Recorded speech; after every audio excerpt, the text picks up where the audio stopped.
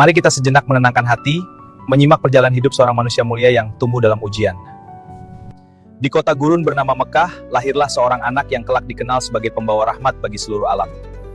Ayahnya wafat sebelum ia lahir, membuatnya tumbuh sebagai anak yatim sejak membuka mata di dunia yang keras. Sungguh berat ya. Ibunya meninggal saat ia masih kecil, meninggalkan duka dan menjadikannya semakin akrab dengan kesabaran sejak usia dini. Itu pasti sangat berat. Ia kemudian diasuh kakeknya, lalu pamannya, belajar hidup sederhana, bekerja keras, dan menghargai setiap kebaikan kecil.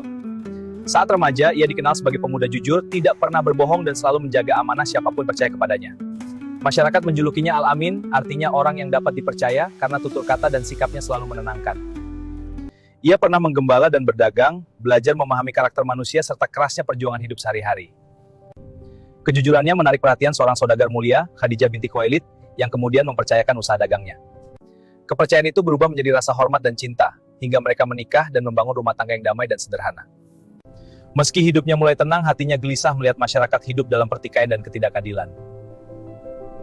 Meski hidupnya mulai tenang, hatinya gelisah melihat masyarakat hidup dalam pertikaian dan ketidakadilan. Ia sering menyendiri untuk merenung, mencari makna hidup dan kebenaran di tengah hiruk-pikuk kota. Tempat yang sering ia datangi adalah Gua Hira, tempat sunyi untuk berdoa dan berpikir. Pada usia 40 tahun di tempat sunyi itu, ia menerima wahyu pertama yang mengubah sejarah dunia. Sejak saat itu, ia diangkat menjadi rasul, membawa pesan agar manusia hidup dalam keadilan dan kasih sayang. Perjalanannya tidak mudah, hinaan, ancaman, dan penolakan datang dari orang-orang yang menentangnya. Namun kesabaran, kelembutan hati, dan kejujurannya membuat ajarannya perlahan diterima banyak orang. Perjalanan hidup Nabi Muhammad mengajarkan bahwa kelembutan hati mampu mengalahkan kebencian paling keras. Saat dihina dan ditolak, beliau tidak membalas dengan amarah, tetapi tetap menunjukkan kesabaran dan kasih sayang.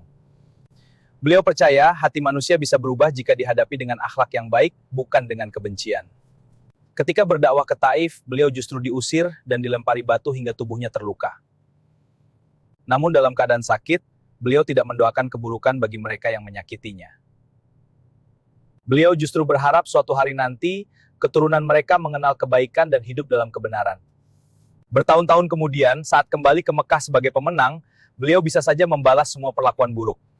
Namun yang beliau pilih adalah memaafkan dan memberi kesempatan baru bagi orang-orang yang dulu memusuhinya. Akhlak mulia itulah yang akhirnya menaklukkan banyak hati tanpa kekerasan.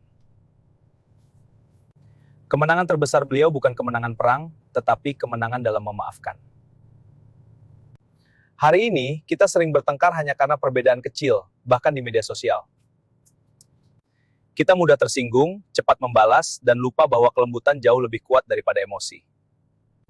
Jika disakiti, kita bisa memilih membalas, atau memilih menjadi pribadi yang lebih tenang dan bijak. Karena orang yang kuat bukan yang paling keras, tetapi yang mampu menahan amarahnya. Dari seorang anak yatim, ia tumbuh menjadi pemimpin besar yang membawa perubahan bagi dunia. Kisah hidupnya mengajarkan bahwa kesabaran, kejujuran, dan kepedulian mampu mengangkat manusia menuju kemuliaan hidup.